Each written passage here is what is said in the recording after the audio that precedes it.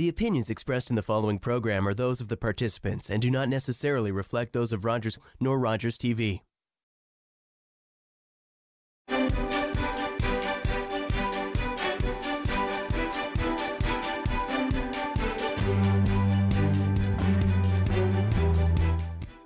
Hi, I'm David Shearman, host of Politically Speaking. My guest today is Mayor Boddy of the city of Owen Sound. But before we begin, I want to perhaps clarify something. When you see me here on Rogers TV, I am actually not in the studio, and my guest is not in the studio. We're doing this virtually.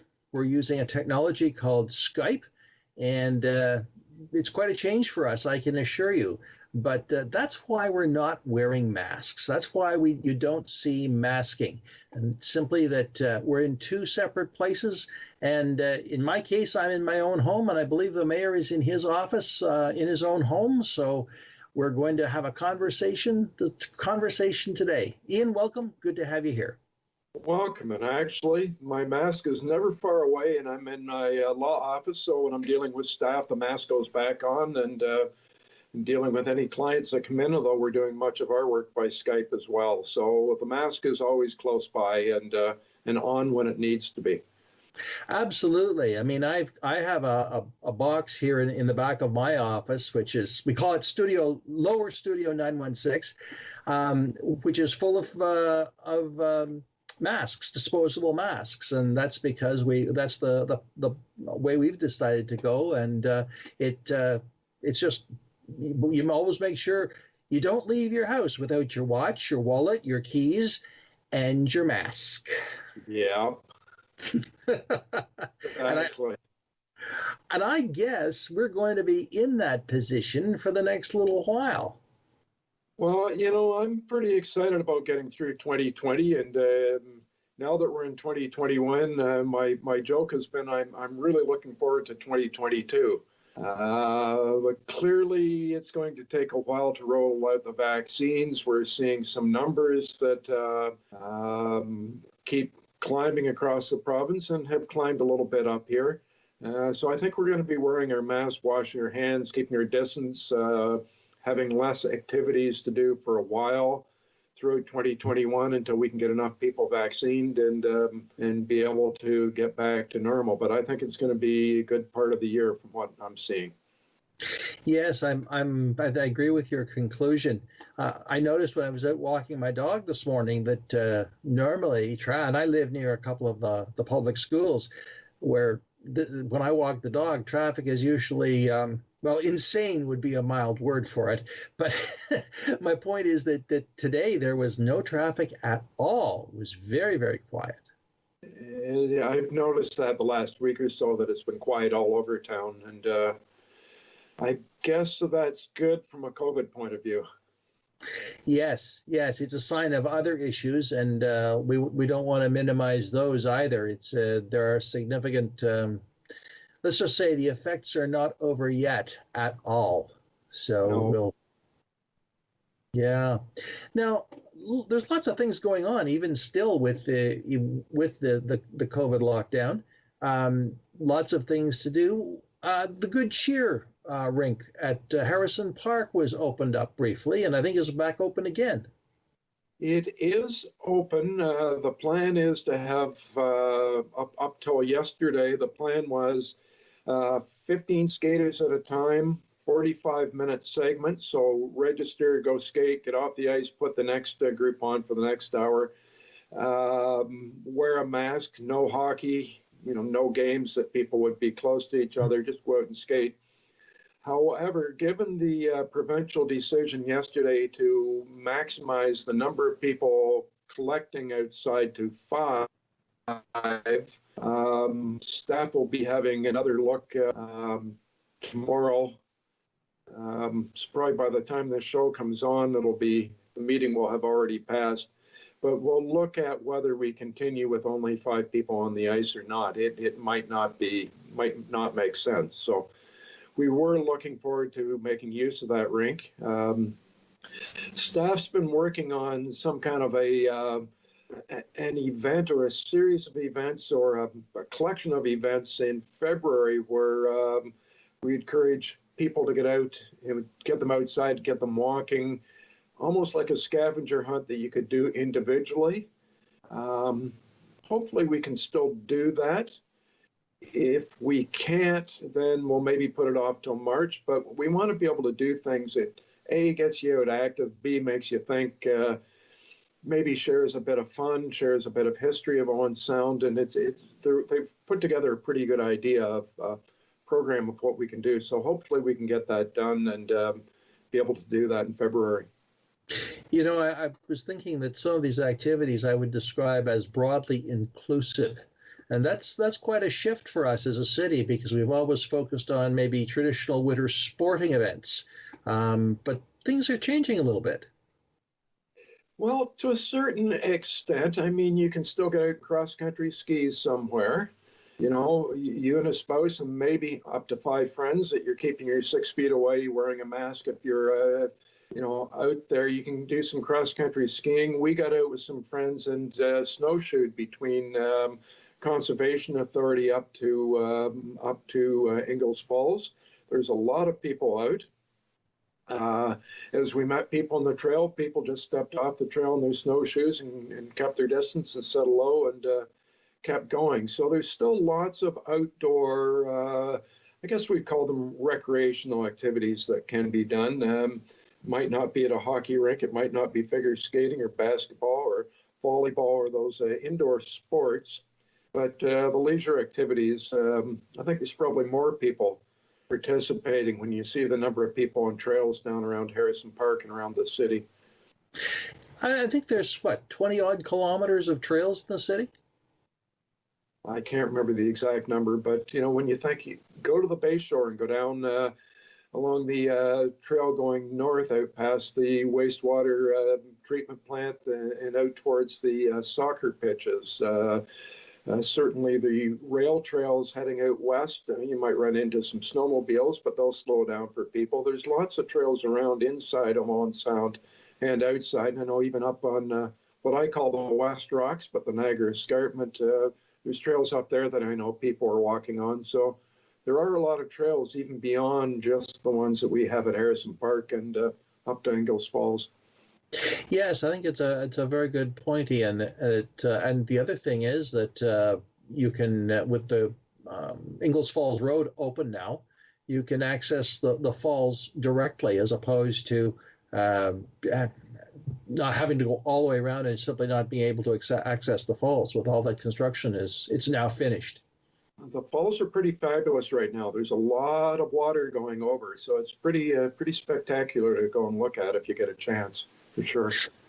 Yeah, I think we have to remember that these are 4-season waterfalls. They're kind of like Niagara Falls. They don't freeze up.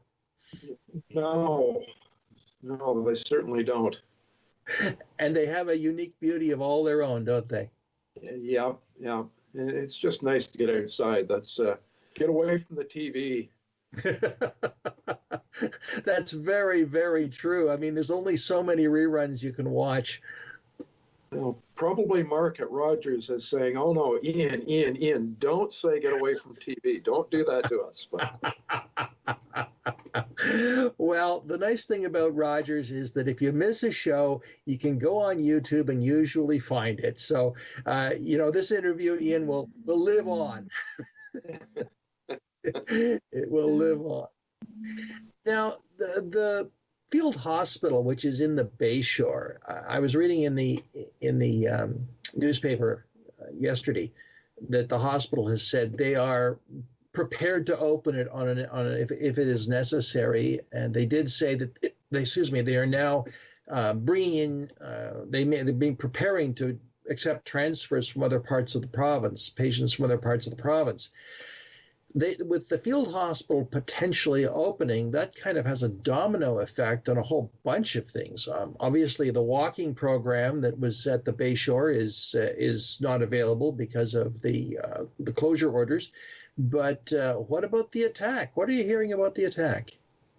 I'm not hearing anything that anyone else isn't hearing, but I know at one point the goal was to start in early February, but with yesterday's order, well, really the one before Christmas, but yesterday we're going to be extended to, I think, February 11th. So meanwhile, we still have hospital beds and have that set up.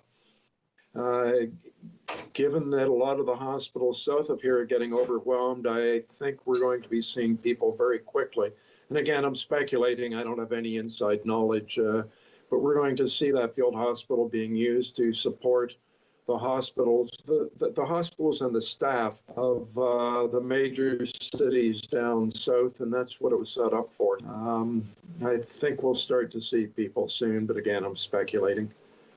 Yeah. I mean, it sounds rather odd, but even at your level, you don't hear those things until perhaps the news shows they show up on the news. Yeah, we might get something, sort of that day or a day in advance, but basically we find out when everyone else is finding out. When you're watching the news stories out of Toronto and you're hearing of some of the healthcare workers becoming fatigued, and we've got a good staff up here that's ready to go. And when the time comes, I'm really confident in what we can provide up here in Grey and Bruce to help out the rest of the province. Yeah. It's a really. I think it's an important thing to remember that our healthcare system is interconnected. We're not isolated. That just as we go to London and Toronto or Kitchener for surgery, it can come the other way, and this is one of those times when it comes the other way. Yes, yeah, and we've got great staff up here, and we're trained. I think it's touch wood. I think it's pretty obvious based on the lack of. I'm almost afraid to say it. We've had good COVID numbers, and even in institutions, and I think that reflects on the quality of our healthcare workers up here. I could be wrong. It might have something to do with the stability of not having to run around to as many places to find work, et cetera. But we've had great numbers, and I think that's a tribute to our staff. Maybe that's the best way I can say it without getting into bad luck or bad karma. Well, I think you've got a valid point there, Ian, because we do tend to have but not just good staff, good management. And I know I was talking to Dwight Burley last week, who is the chair of the long-term care committee for the county. And he was saying very clearly it's the staff at the county long-term care homes that have done extremely well, and I think the same is true in the private sector as well. It's the lead staff, and the people who are committed. Absolutely, and we've certainly seen throughout Grey and Bruce people that aren't in long-term care. Everyday people wearing their masks. As we commented before, people that are frustrated and angry when they see other people not wearing their masks at the right time. Just going to stop there and encourage everyone to be really patient with each other and patient on social media. There's other information. When a still picture gets taken and somebody doesn't have a mask on, it doesn't mean that they didn't have it on 1 second before or, judging distance. But Grey and Bruce has been really good at wearing masks and socially distancing and looking after each other. And that's why we've continued to have pretty amazing numbers. Certainly have had a few days that the numbers have gone up, case numbers have gone up in Grey and Bruce since Christmas, and that is a concern. We need to keep being really disciplined and keep being vigilant, but we're certainly nowhere near some of those numbers down south, and I think that's a tribute to the people up here being vigilant, and we just got to keep it up for a few more months to go, at least. Yes, indeed. I think that there's also the other thing that we have here is a lack of population density, that we are not as dense and close to each other as people are down in the south, south of Highway 9. And the result is that we have a little more space. Well, certainly we're not lining up to get into the elevator for most of us to go to work in the morning or to get into the office in the afternoon. But there's density within Owen Sound, within Hanover, Meaford. Within the towns, there's still same opportunity going to grocery stores, etc. But we're still being pretty good about it, being smart about it. And our grocery stores and all of our businesses have been great with rules, regulations, and people followed them and bought in. So I think we're doing, in a sense, we're doing great up here. Now, what about operations in City Hall? People are working from home. You just went back to where you were 6 months ago? Yeah, at this point, again, senior staff will meet tomorrow to try and review things. Where do we go from here? But we were thinking after Christmas time, if there is a chance that families did get together, or there's a chance that it was going to spread, because you'll know from the health unit that any other Christmas time there's often a flu or a cold or a cough that gets spread quickly after the Christmas season. We wanted staff working from home, so if anyone did catch the virus, that they weren't going to spread it at work. So we had planned that anyway, to keep them at home for a couple of weeks working from home. Staff are pretty good at that. Some will need to go in for certain supplies or certain information. If you're in planning, a lot of those things are online, but if you needed to see a big rolled out plan to review it, then obviously you need that paper. And the same goes for the engineers. Sometimes they have to have that big piece of paper in front of them, so they have to sneak in and get it and go home. But so much is on the computer now, and people are working from home, and it seems to be going well. The commercial department or the finance department's an example of where they can work from home, because it's mostly numbers on the computer and record keeping. So that's been working really well. Well, that's good to hear. That's good to hear. It's just that the interaction is a little different, and we'll wait, see how long it takes. But things like garbage collection and snow plowing and those other services, repair services, are all, I still see the city trucks running around. I still see waste collection happening. Yes, and that will continue to happen. No, you've just triggered on something I want to hit. I was trying to do weekly videos, and I did one this week, but I did it in a selfie stick, and I was moving too much, and then I haven't had time to get back to it. We're in winter, we're in Owen Sound, and there's something, they say that two things that are guaranteed are death and taxes, but in Owen Sound, winter storms are guaranteed. They've always happened, they're always going to happen, and snow falls in a winter storm, and it falls everywhere, including roads, including sidewalks. And it's almost a given that if snow falls and it lands on the road or a sidewalk, everyone's going to call the mayor.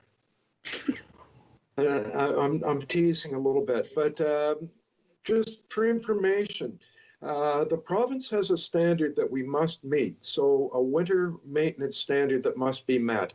In that, there's a plan that has 5 different levels of roads. And so during a snowstorm that's big, that's heavy, that we're not able to keep up, we will release a press release talking about a major winter event. I can't think of exactly what they call it, but I think I'm close. So that tells you that we're not able to keep up to the provincial standard because the snow is falling too quickly.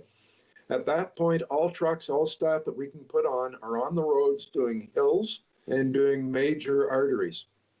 As soon as the snow stops, we've got 24 hours in our plan to get all the streets done, and we start with the majors, then go to level 2, level 3, level 4. And Dave, you're probably on a level 2 or level 3, I would think. Level 2, I believe, because of the proximity to the schools. Yeah, and I'll be on level 5, so I'm often the last neighborhood that will see a snowplow, and that's life. If I can get off my street, get to the next street, out to the next collection street, then I'm ready to go. So staff are on full time when it snows. Same with sidewalk plows. They have a plan to start with, important areas, schools and things like that. They do get them done. It's never fast enough. It's never going to be fast enough. But it's as fast as the equipment and as the manpower will allow that we're on it. And it has been like this last year and the year before and the year before, and all 29 years of my life. I think that we've had. Some of us remember what was that, 84 maybe, when the 94, 95, 94, the, 95, I guess, yes, where they actually Army brought trucks were out. an armored vehicle out of the tank range to help the ambulance get through. I remember coming home from Edmonton in about 82 or 83 for a wedding, and they had to get up with shovels and dig out the stop signs in some of the corners because the snow was piled so high. But, this is normal. And if we had an emergency where an emergency truck, being police, being ambulance, being fire truck, had to get to a house, they're communicating with the snow plows, and they'll get them there immediately. So we've got that set up, so you don't need to worry about somebody not being able to, which neighborhood do you start with, not being able to get there because of the snowstorm. And certainly we know the ambulances are moving all over Grey County on back roads and all winter and all summer, and they're prepared to go wherever they have to go. So we do have a plan. We are in good shape, and we do follow that plan. And frankly, I think we can be pretty proud that we usually exceed that provincial standard by quite a bit and quite often. So we're in good shape. Well, that's good to hear, because I have seen pictures on social media of ambulances which have been escorted or preceded by snow plows going out, and so that some of the paramedics will take a picture, just say, "We do get through," and it's quite remarkable. So that's very good to hear. I have seen a snow plow get stuck here when I was living in another part of the city. One day in one of these, snow events or weather events, the snow plow actually got stuck on my street. And I have never seen, it was the grader actually, and that's a pretty powerful grader, and it got stuck. And what they had to do was they had to come along and they had to pull the grader free with another, I think the front end loader. They didn't call Jamie Davis on Highway Through Hell or anything like that. They just hooked it up to the loader and out it came. But that's how bad it gets. Well, when you think of it, you've got to have drivers. They can only drive certain number of hours under labor rules, which is appropriate, not questioning those. But think of the wear and tear on those trucks, on the plows, and on everything. And then you have to have the mechanics set up, and they're absolutely set up to fix those trucks and plows as soon as they come in and get them right back on the road. So it's quite an operation when you see what goes on up at the works department. Yes, if you've ever done household hazardous waste, I don't know, perhaps some of the viewers like I have taken their old batteries and stuff to household hazardous waste. That takes you right through the garage area. And it really is quite something, because you can occasionally see they've just left a truck off to the side that's under repair. But it's as part of our city infrastructure, it's an important and quite impressive repair shop you have there. Yeah, well, we have to have, and the county has the same thing, and you got to keep those trucks rolling. That's right. That's right. That's right. The going forward as we begin to move into the new year, there are certain standard events that always come forward. The first, of course, is the city budget, and there have been the budget meetings with the city council. What's the next step in the process? Well, that's a good question. Normally the next step, and what we expect the next step to be, would be to approve the budget with a final approval and pass it, and pass the bylaw so the budget is set. As we went through budget discussions and deliberations, we really liked the way staff set it up and allowed us to focus on those things that are changes and make decisions. But we budgeted based on not having a COVID effect. So assuming that vaccines were coming, that we kind of knew what we're doing, we're pretty sure we won't have as much support from the province as we maybe did last year. Certainly last year with the support from the province, we ended up in a break-even position or close to a break-even position. So we have not dipped into our own reserves, which we were worried we would have to. Given the events of the last week, where we're seeing the numbers of COVID cases going up rapidly, and we're hearing of projections of up to 10,000 cases a day from about 3,500 right now, and that's right across the province. We know there's going to be pressure on the provincial government. We're starting to question whether we will get some of the events in that we would normally get over the year. We're starting to realize perhaps that we won't have the same revenues as we thought would start to pick up as the year went on. So sitting here right now until we get to a council meeting and get discussing it and hear from staff, the plan was to approve the budget, whether we have another kick at the can and start to rethink it, given really the change of information that's come in the last week to 10 days. I don't know what we'll do, but we'll be responsible with it one way or the other. That's interesting to hear, because normally the budget is set and away we go, but I'm hearing you say, hey, we got to be flexible. We got to be mobile. We've got to be, things are very fluid. This is like nothing else, right? This isn't a normal year. Last year wasn't a normal year, but we were into it before we knew it. This year we know it's not going to be normal, and we assume that we're going to be close enough that it won't throw everything off, and we might still be at that point. It might proceed, but we'll see once council gets together what their wishes are and whether they want to have another kick at the can. Yeah. Well, it will be interesting to see, and obviously something to watch. I noticed that there's some really interesting developments on the development side of the city. Owen Sound for years had a number of specialized industries, smaller specialized industries, and PPG was probably one of the last and shut down, and now Tenneco is gone.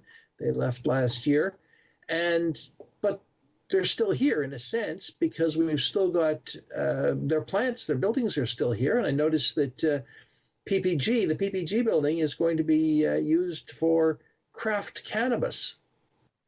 Well, there was a plan for a big cannabis manufacturer, I guess, a grower, to go into that building, and then their plans changed and collapsed, and I don't know what happened to them. So this is a second company that's looking in there, and they did get some press the last week or so. Certainly BWXT, which is a supplier to Bruce Power, is doing some big vessel work in there. Pipe fitting type welding and things. Brotech came over from Barrie, and they're doing precision work for Bruce Power. They're in there. There's still some space in there, but we know we're not getting a factory of 500 people again that's so far off the train line. In fact, there's a glass plant that was looking at Guelph approximately a year ago, and it didn't work out, so now they're looking at Stratford, and it's still in process. We were contacting them saying, we've got people that know what they're doing up here. Why don't you look at us? And the answer was that they want to be able to get their supplies, et cetera, in by train. And we didn't have the train line. So we're not likely to get a big industry, but boy, if we got 15 industries with 10 to 15 people each, we've got as many people employed as PPG had when it closed. A lot of industry, a lot of manufacturing is higher tech. It's more computerized and more specialized people and knowledgeable people running the equipment. So we were really happy to see Peter Van Doler and his group buying up the Tenneco building last week. They already own the PPG building, and they're already aware, I'm sure, of potential renters that want a smaller space that will do smaller manufacturing of 10, 20, 30 employees that don't need the whole plant. And so it's great that you've got somebody with the foresight to buy up the building and find ways to use it. Sure. Well, Ian, we're going to take a quick break, and we're going to come back because there's lots more to talk about. There always is in Owen Sound. I'm David Shearman. This is Politically Speaking. We'll be right back.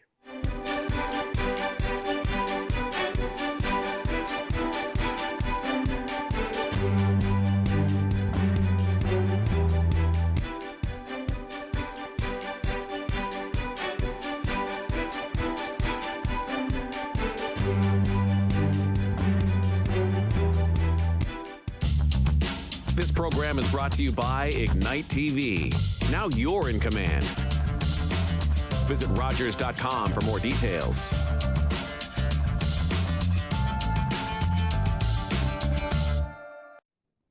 We were born in Canada. We spoke English. On the streets, we weren't welcome. But on the field, we were the Asahi. Vancouver's champions. Everyone cheered for us. Our people had a voice.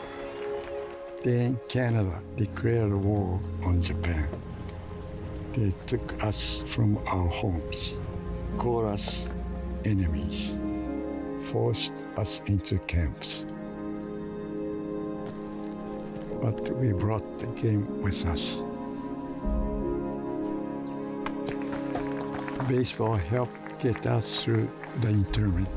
The Vancouver Asahi were among the 22,000 Japanese Canadians interned during the Second World War. The team never played another game.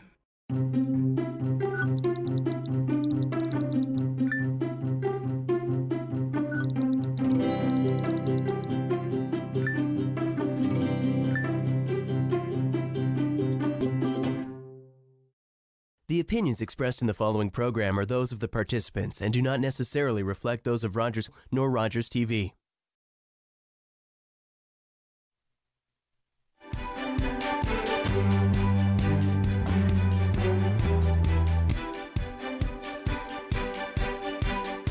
Hi, and welcome back to Politically Speaking. I'm David Shearman.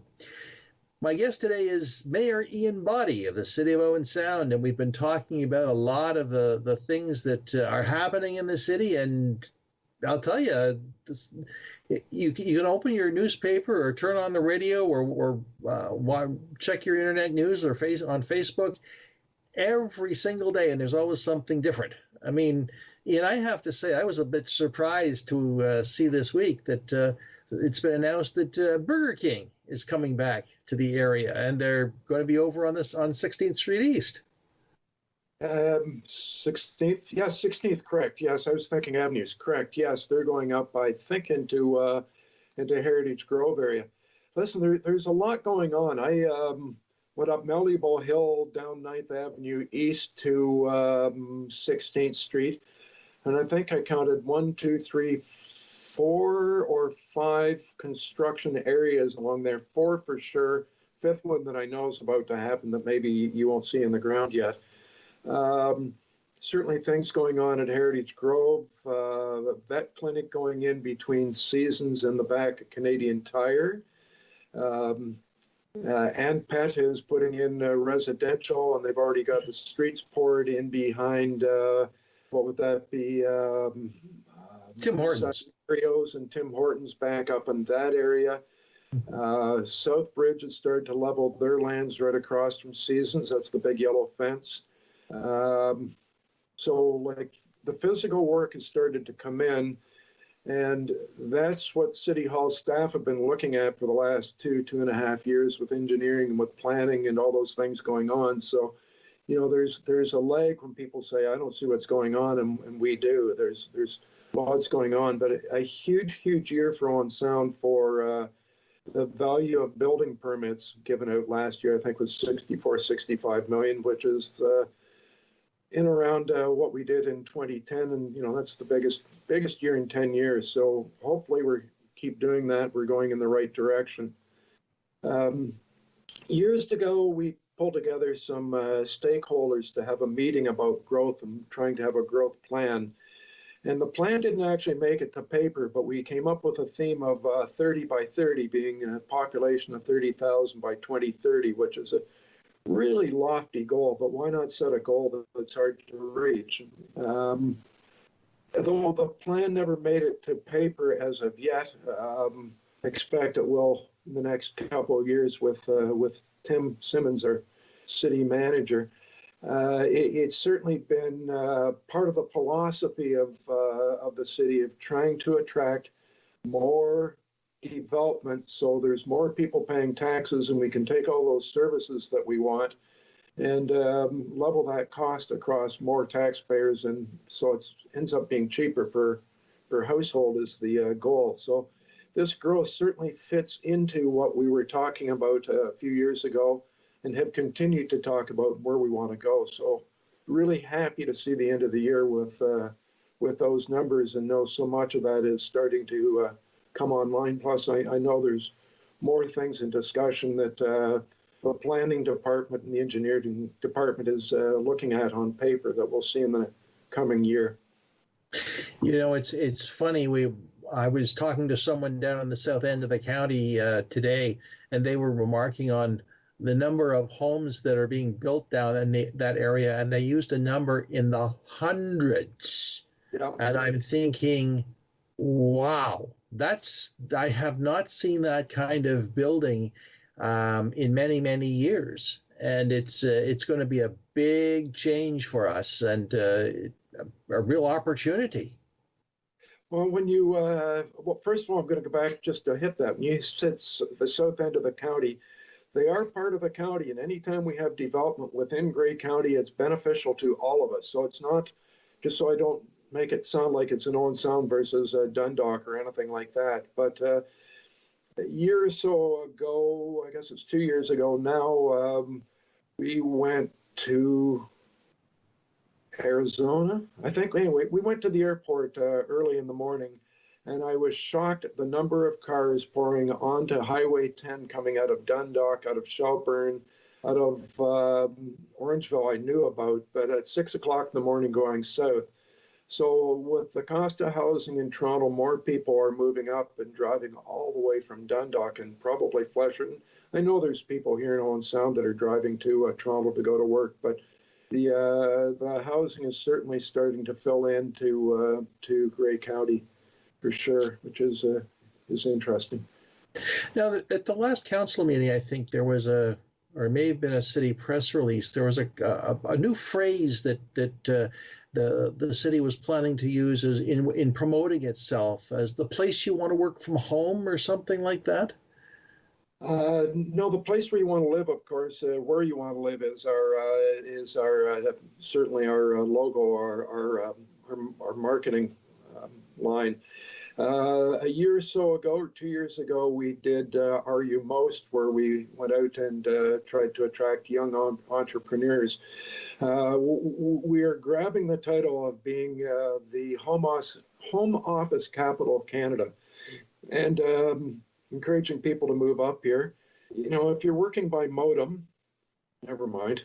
That was 20 years ago. If you're dating yourself, Ian.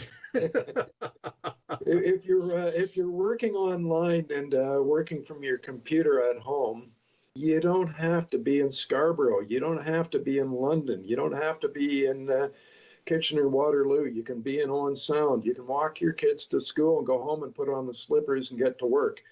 You don't have to spend 2 to 3 hours of your day transporting yourself from the house to the office.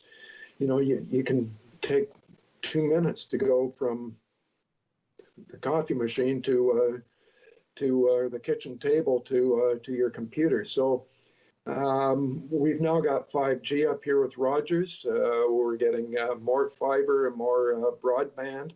And we've got an amazing lifestyle, so it only makes sense to go after that young entrepreneur, that young person that can be footloose, fancy-free and anywhere, and get them to come to Owen Sound. So that's the exact market that we're going after, and wait till you see some of the advertising. We're having fun with it. Well, that's great. When will the campaign be rolled out? Very soon. It should be coming the next couple of weeks to month. You know, you're going to see us with suits and ties and boxer shorts and pajama pants and things on to try and make the point. I guess that's what everybody's doing on Everyone's I doing think that Zoom anyway, eh? They've all got their. I've actually got real pants on, but Well, I had a running joke with a friend of mine about, he was working from home, and I said, "Are you wearing pants?" exactly. So, yeah, it's a very interesting change that the COVID has certainly accelerated, and Well, absolutely. yeah, We're really sitting in a perfect position for what's happened in the marketplace. And Brent Hughes helped us with the last one, Are You Most campaign, that was a little cheeky and lots of fun and got us lots of attention. Even for those that didn't necessarily move to Owen Sound, they looked at it and it kind of put us on the map, and it started a lot of people chit-chatting in other areas that started to think about Owen Sound. This will do the same. It's going to be fun. It's going to get people's attention, and it's going to draw a lot of attention to Owen Sound and the economics and the business community up here. well, we'll look forward to that. Next time that you're on, Ian, I'll probably have a chance to have seen it, and we'll just see where we can have some fun with that too. Yep. So you're not a staid lawyer, in other words. Oh, of course I am. No, I guess not. I was going to say too. Are you starting another COVID beard? It'll fall off one of these days. Yeah, good point. Yeah, I thought I often don't shave over Christmas time just for being undisciplined, but given that we're locked up, I thought I'd keep it going. It may not get as long as last time, but we'll see. I don't know. Yeah, just a sign of wisdom. Yeah, that's what they say. Santa Claus. It's got that color. Right. Now, one of the other things that's really important for the city that both from a legislative perspective, but a future and forward-looking perspective, is the official plan. And there is a public meeting planned for January 20th that does require pre-registration. But let's talk about that official plan. What is the official plan? The official plan is set by the Planning Act of Ontario. Each municipality will have an official plan, and it guides development and growth and absolutely everything that the city does over the next coming years. This is an update of our official plan, so we didn't start from scratch and rebuild it. Where you go into a neighborhood of new homes and they are all set back the same distance from the street, there's the same distance in each side of the house. The size of the house, the square footage is consistent, is an example of planning and zoning that comes through the official plan. So it could look at things like smaller homes, more density of housing development. In the past, I guess an example, where PPG is, and the 20th Street is the industrial park. So you don't have industry and commercial business setting up in neighborhoods, so you zone it to that neighborhood. Residential neighborhoods versus commercial neighborhoods, and then within commercial neighborhoods, how they get developed. So it really sets out a roadmap for land use planning and so much of what we do, so many other things that we do in the city. So it's a really important document. Now, it's the document and the principles of the document are on the City Hall website, I'm quite sure. What's the process now? Is this public consultation, I'm presuming, is just one part of the input process. Well, I think we first of all had they had a meeting where they sat down with council with some specific identified or areas of discussion to start it. They met with the public and had some specific discussions. We had a presentation at council a few weeks ago. Then we'll get public input in it again. So you can go, owensound.ca, of course, is the website. Go in and search around there and look for official plan. go in and read it, make questions. Even if you don't come to a meeting, you can submit your questions, submit your input to planning that are looking at this. If you want to have input, this is important. We want to hear from the public for sure on this and get different ideas. I know the last meeting there was a lot of discussion around climate change and planning around climate change. And of course, that'll be a part of the official plan. Density, potential electric panels, solar panels, better insulation, perhaps encouraging ground heating. Those types of things are all potentially things that could be in it or that we would allow. Allow solar panels to go onto roofs in neighborhoods and things like that may or may not be in there. Like I can't remember off the top of my head, but that might be an example of something that would be a change that would be coming. It will be interesting to see because when you talk about planning, a lot of people go, fall asleep kind of. But I have, you probably will know Randy Scherzer, who's the director of planning at Grey County. And he's been on this show, and he has actually made planning exciting. And so it is important. It matters. It matters. Oh, yeah, absolutely. When you think about also how do things change, in the post-war baby boom, as they planned for the 60s and 70s, it was building 3 and 4 bedroom houses for families that, had 2.3 or 2.4 kids. And now we're having less kids. We've got retired people that maybe a spouse has died. So we've got 1 or 2 people living in those 3 and 4 bedroom houses because there isn't any place for them to go. And those are houses that could be freed up for families that do have 2 or 3 kids and can't find a house. Mm-hmm. So the idea, is now as we plan looking forward, what's the need? And it might be a 1,200 square foot on slab, no basement home for people that are retired that don't want all the lawn. They don't need all the space that they've got. They've got bedrooms that they're not using. So, that's an example too of something that an official plan would look at to go forward. Sure. Well, if you don't comment on it, you really you have an opportunity to make use of it. So give the feedback. Yeah. When we did the strategic plan, we had hundreds of people giving us feedback on it. And this is a similar, maybe some people would say a more important plan.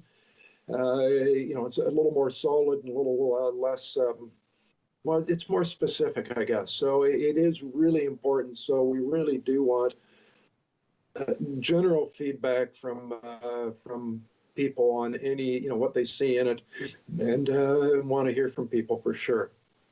Sure. Now, I just want to switch things a little bit and ask you about county. We have a new warden, Buck Hicks was elected, and what's your sense of where the county is headed over the next year? I mean, the warden kind of sets the tone, but obviously every municipality has a seat at the table and has a input and thoughts. Yeah, certainly. 9 municipalities, lower tier in Grey County, are all members of Grey County. We have mayor and deputy mayor being 2 councillors. So we're not mayor up there, we're councillors at Grey County. Double hatters, certainly we make our best decisions on behalf of the city in Owen Sound, and we make the best decisions we can on behalf of the county when we're at the county. So we're not at the county to represent the city of Owen Sound as such. So, we wouldn't make a decision at the county that would benefit Owen Sound and really be bad for the county. That's not what we're supposed to do. So I know Sowen is very keen on housing.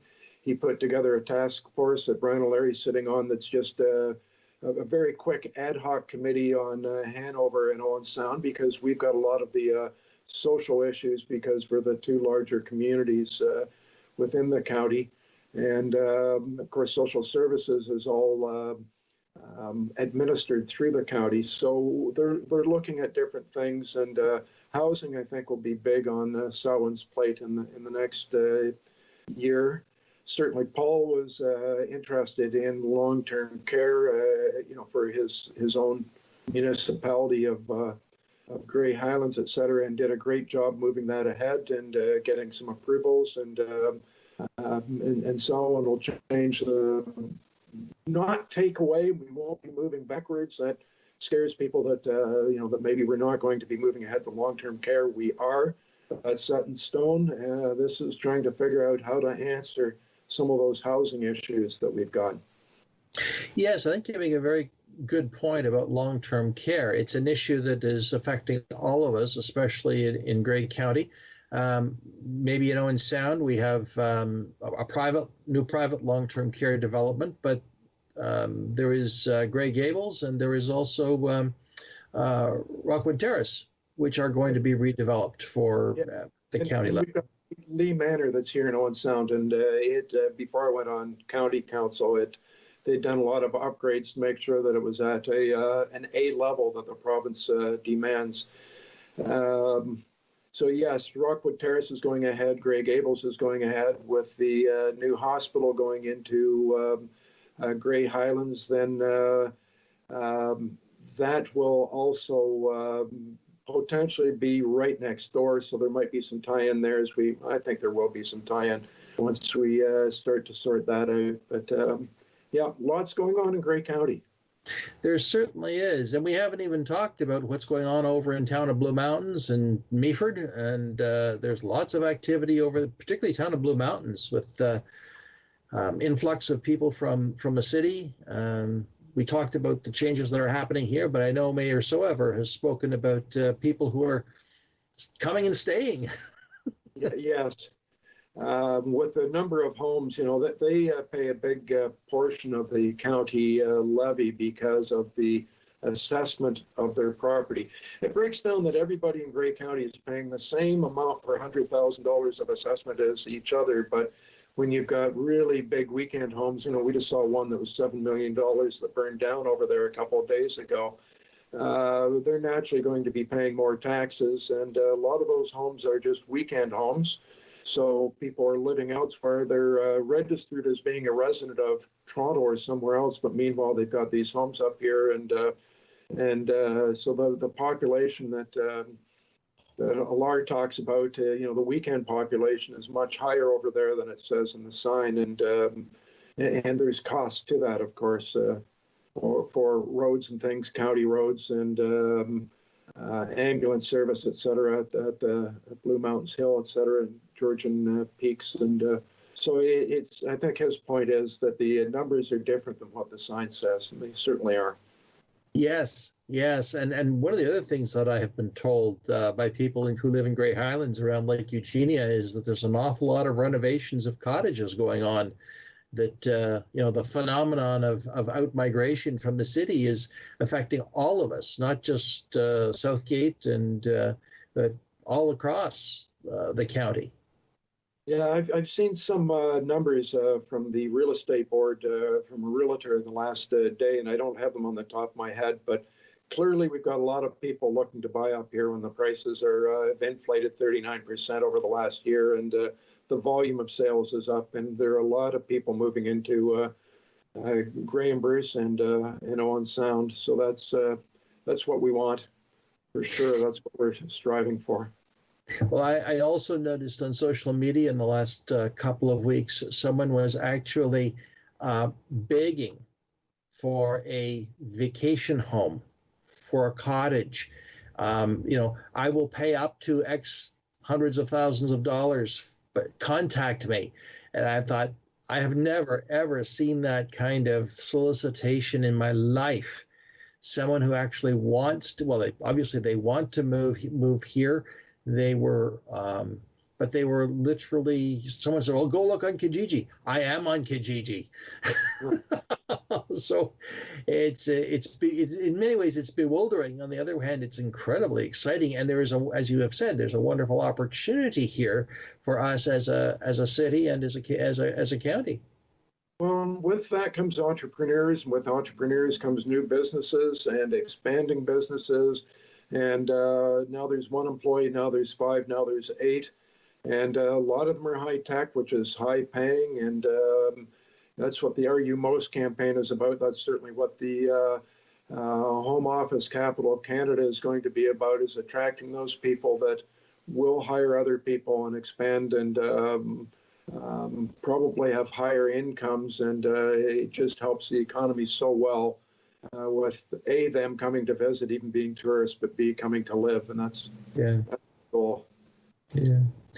I also wanted to come, we're talking about community and quality of community, and I noticed the last council meeting there were 3 people who were named as Volunteers of the Year. There was Liz Zatlin, who was the Volunteer of the Year. There was Lauren Radburn, who was the Youth Volunteer of the Year. And there was Fred Gerbert, who was the Senior Volunteer of the Year. We've had this program for a while, have we not, to recognize volunteers? Oh, for years and years and years. I think we added the youth one a few years ago, but we've had them for years. And those are they're 3 special people every year, and they certainly were this year. Liz has been active in climate change, put together her own video to help educate people in the area. Was a poet, put out poetry books, worked at the art gallery for a little while several years ago, and is well known in the community and quite active in so many things. Lauren is just started in university. Has been involved in lacrosse, so played lacrosse, and then, as a teenager started to coach kids and train and teach, and then went on to the minor lacrosse board to do administrative work, and she's just a real special kid. And then Fred Gerbert and his friends were so instrumental in the Sydenham Sportsman Club. They met every Sunday up at the fish hatchery to make that work, put together the Salmon Spectacular. He did absolutely everything. And we had identified him years ago and kept encouraging them to please nominate him, because he just did so much, him and his friends, the whole group of them. Unfortunately, he was quite ill, wasn't able to come to the ceremony, and then passed away a day or 2 after. So we were glad to be able to get him recognized while he was around to realize it. And it is, I know that if he was alive, he'd say, I want to share this with all my other friends at the Sydenham Sportsmen, and there's so many of them that can take a little chip of that piece of paper and take part of that. But Fred was just a wonderful guy and had been a great teacher. So 3 really good recipients this year. Great, Ian. We're just about out of time, so I want to thank you for joining me on Politically Speaking and having some really good conversation about where the city is headed in 2021.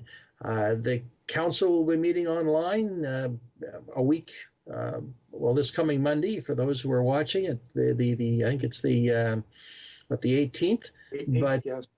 18th, and that'll be the way it'll be for a while, but always good to hear things in a little more detail, and we'll look forward to having you back. Ian, thank you. Thank you. And thank you, friends, for being a part of Politically Speaking. I'm David Shearman. We'll see you next week.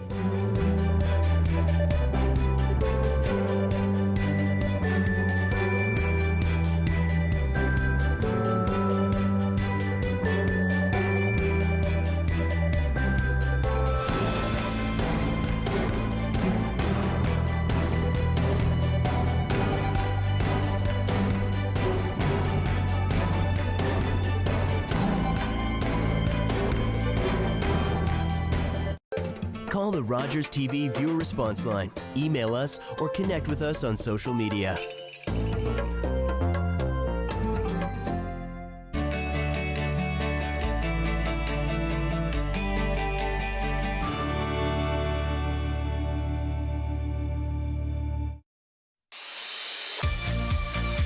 Hi, I'm Sharon Skelly, host of Community Close-Up. Please watch us every week here on Rogers TV.